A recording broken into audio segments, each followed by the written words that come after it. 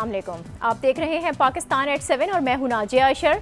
सबसे पहले एक नज़र डालते हैं आज की टॉप स्टोरीज पर। 23 मार्च हमारी नजरियाती पहचान का दिन। यौम पाकिस्तान पर मुसल्लह अफवाज की शानदार परेड। मुल्क की तरक्की, खुशहाली और इस्तेहकाम के लिए अज़्म की तजदीद।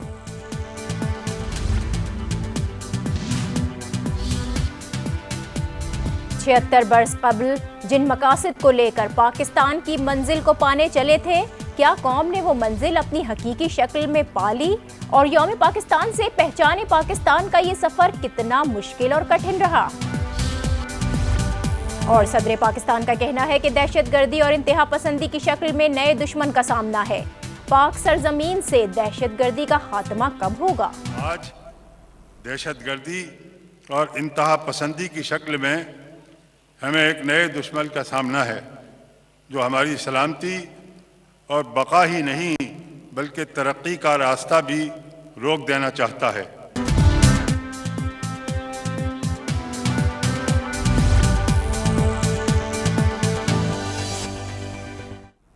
यौम पाकिस्तान जो आज कौम के लिए यौम अज़्म का दर्जा भी रखता है, वो पुख्ता अज़्म जो कौम 76 बरस कबल लेकर एक साथ चली थी। यकीनन यौम पाकिस्तान से पहचाने पाकिस्तान तक का सफ़र बहुत मुश्किल और कठिन रहा है, लेकिन अजीम वलवले और पुख्ता अज़्म ने मुमलिकत खुदादाद पाकिस्तान की शक्ल में अपनी मंजिल को पाया है। लेकिन आज बहुत से सवालों में से एक अहम बल्कि बहुत ही अहम सवाल ये किया जा रहा है कि करप्शन, अदम मसावात, अदम बर्दाश्त, दहशतगर्दी और मजहबी इंतहा पसंदी से पाक सरजमीन यानी पाकिस्तान जो हमारी मंजिल था, क्या वो पूरे खदोखाल के साथ हमें मिल चुका है या अभी हकीकी मंजिल के लिए तलाश का सफ़र जारी है? यौम पाकिस्तान मुल्क भर में रिवायती जोश और जज्बे से आज मनाया जा रहा है। मरकज़ी तकरीब में सदर और वज़ीर आज़म को सलामी, परेड, फ्लाई पास्ट और फ्री फॉल का शानदार मुजाहरा आप दिन भर देखते रहे हैं। जंगी साजो सामान की नुमाइश ने लहू को गरमाया भी है और कराची में मज़ार क़ायद और लाहौर में अल्लामा इकबाल के मज़ार पर खुसूसी पाकिस्तान की जो तक़रीब हुई वो भी आपने देखी। सदर मैन ने आज एक खिताब किया और इस खिताब में उन्होंने कहा कि पाकिस्तान को इतना मजबूत बना देंगे कि कोई मैली आंख से भी नहीं देख सकेगा। वतन के दिफा के लिए किसी भी कुर्बानी से दरेग नहीं किया जाएगा और इस मकसद के लिए मुसल्लह अफवाज की हर ज़रूरत पूरी की जाएगी।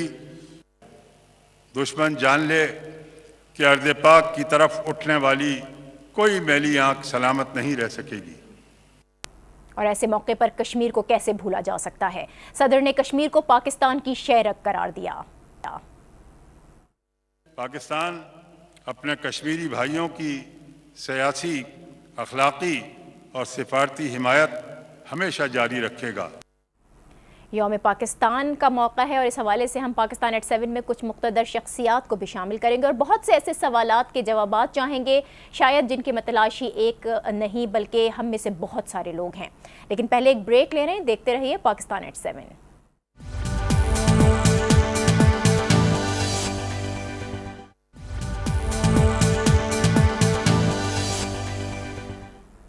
Welcome back.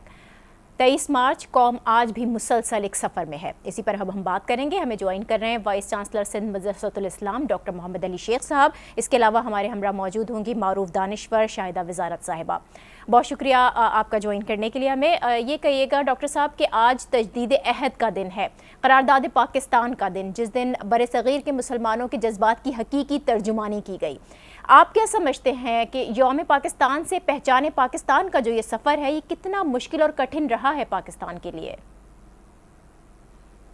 ज़ाहिर है कि जब भी एक नया मुल्क वजूद में आता है और ख़ास तौर पे ऐसे हालात जिनमें पाकिस्तान वजूद में आया तो वो दिन बड़े कठिन होते हैं। लेकिन कौमों की पहचान यही होती है कि वो उस कठिन वक्त को किस तरह से बेहतर अंदाज में गुजारते हैं, उनमें अज़्म कितना है, उनमें हौसला कितना है। तो पाकिस्तान के हवाले से हम देखते हैं 76 साल हो गए जब पहली मरतबा पाकिस्तान के हवाले से करारदाद पेश हुई 1940 के 23 मार्च को। अब उसके 7 साल तो लगे हमें पाकिस्तान को बनाने में और 47 से लेके ये मुल्क वजूद में आया, एक रियलिटी बना है। इब्तदाई तौर पर तो बहुत मुश्किलात थीं, لیکن آج جب یہ ایک عرصہ گزر چکا ہے، 6 دہائیوں سے زیادہ پاکستان کو بنے ہو چکے ہیں، تو جب میں پیچھے نظر ڈالتا ہوں تو میں دیکھتا ہوں کہ دونوں طرح کی چیزیں ہوئی ہیں. بہت اچھائیاں بھی جو کہ ہماری پاکستانی قوم جن پر مبارکباد کی مستحق ہے، جن مشکلات، جن کٹھن، اور خاص طور پہ جب ابتدائی دور کی میں بات کر رہا ہوں، جنگیں مسلط کی گئیں، ان جنگوں کو لڑا گیا، مختلف قسم کی بین الاقوامی سازشوں کا مقابلہ کرنا پڑا، آپس میں جو تفرقہ بازی پیدا کرنے کی کوشش کی گئی اس کا ہم نے بڑی جوان مردی کے ساتھ مقابلہ کیا. جی. تو بحیثیت قوم اگر ہم پازیٹیو اسپیکٹ پہ نظر ڈالتے ہیں تو وہ بھی بہت اچھا ہے. لیکن جب ویری آبجیکٹیولی ہم دیکھتے ہیں تو محسوس ہوتا ہے کہ کچھ چیزیں یقیناً ایسی ہیں جن کا وجود تصور پاکستان میں تو موجود تھا، لیکن غالباً ہم اس کو پوری طرح سے آج اچیو نہیں کر پائے. مثلاً جب ہم قائد اعظم کی بات کرتے ہیں تو قائد اعظم کے ذہن میں جو پاکستان تھا اس میں تعلیم نمبر پہلے پہ تھی، کیونکہ وہ یہ کہتے تھے کہ کوئی بھی غیر تعلیم یافتہ قوم کبھی بھی دنیا میں اپنا مقام نہیں بنا سکتی.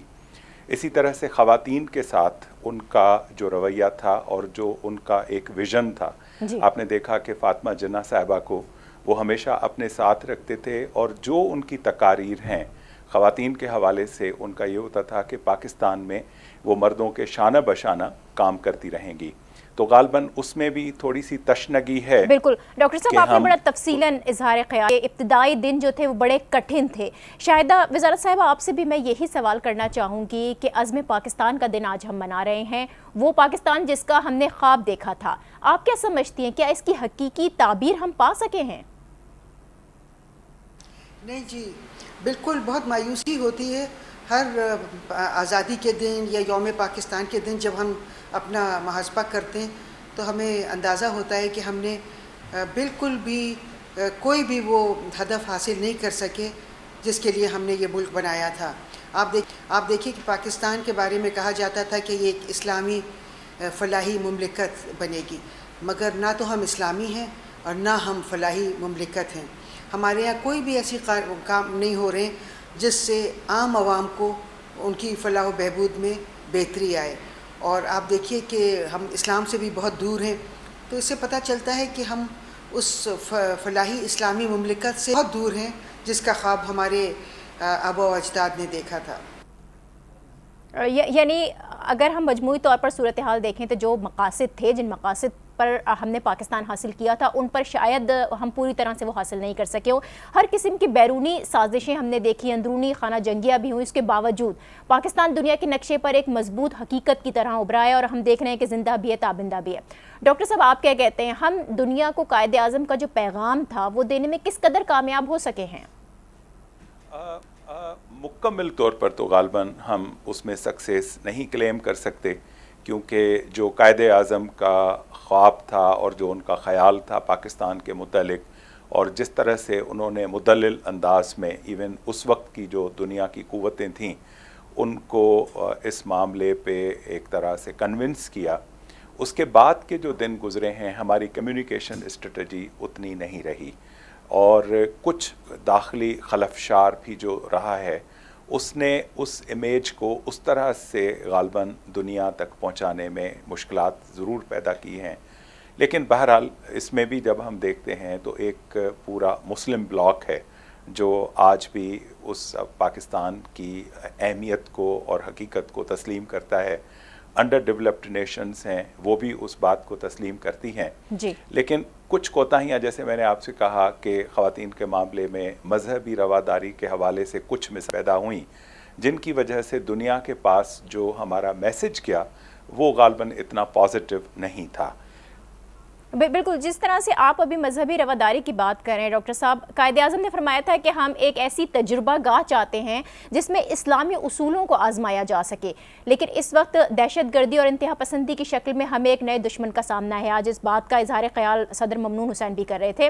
ہماری قوم ہمیں ہر معاملے میں بٹی ہوئی نظر آ رہی ہے. کس طرح ہم دشمن کو شکست دے کر پاکستان کو ایک مضبوط، ٹیرر فری اور خوشحال ملک بنا سکتے ہیں؟ وہ اسی طرح سے ہے، کیونکہ آج بھی آپ دیکھیں کہ پاکستان کی ایک بہت بڑی اوور ویملنگ میجورٹی وہ تو اسی مذہبی رواداری کی حامل ہے جو ہماری صدیوں سے تہذیب کی امانت ہے، جس کو ہم صوفیزم کہتے ہیں، جس میں کوئی اس حوالے سے نہیں ہوتا تھا، جو قائد اعظم نے بھی اپنی 11 اگست کی تقریر میں کہا، وہ بیسیکلی ہمارے اس کلچر کی نمائندگی کرتا ہے جس میں وہ کہتے ہیں کہ ہندو ہندو نہیں رہے گا، مسلمان مسلمان نہیں رہے گا، مذہبی بنیاد پہ نہیں بلکہ اسٹیٹ کے سٹیزن کی حیثیت سے ان دونوں میں کوئی فرق نہیں روا رکھا جائے گا، اور لیکن ہر ایک کو آزادی ہوگی کہ وہ اپنے مذہبی جو رسومات ہیں ان کے مطابق وہ عمل ان کے اوپر کرے۔ اور اسلام کی جو حقیقی روح ہے وہ بھی تو اسی بات کی طلب کرتی ہے کہ رسول اکرم صلی اللہ علیہ وآلہ وسلم نے جو مدینہ میں جس مملکت کا یا جس ایک پولیٹک بنیاد ڈالی تھی، اس میں بھی تو تمام کے تمام مذہبی اکائیوں کو مکمل طور پر آزادی تھی، ان کو برابر کا شہری سمجھا جاتا تھا۔ تو ہماری جو تہذیب ہے وہ صوفیوں کی تہذیب رہی ہے، اور اس میں رواداری اور برابری کو ہمیشہ اہمیت رہی ہے۔ بالکل، آپ رواداری اور برابری کی بات کر رہے ہیں، اب قومیت، مذہبی عدم برداشت کس طرح سے اس نے قوم کو بانٹا ہوا ہے، کس طرح سے تقسیم کر دیا ہے، اور اس تقسیم کو کس طرح ختم کیا جا سکتا ہے، اس پر ہماری گفتگو کا سلسلہ جاری رہے گا۔ یہاں ایک بریک لے رہے ہیں، دیکھتے رہیے پاکستان ایٹ 7۔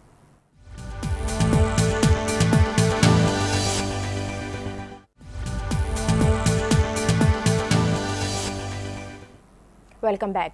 بریک پر جانے سے پہلے ہم بات کر رہے تھے کرپشن، قومیت، مذہبی عدم برداشت اور عدم مساوات جیسے معاشرے میں پنپتی ہوئی برائیوں کی، کہ ان برائیوں نے پاکستان کو کتنا نقصان پہنچایا ہے۔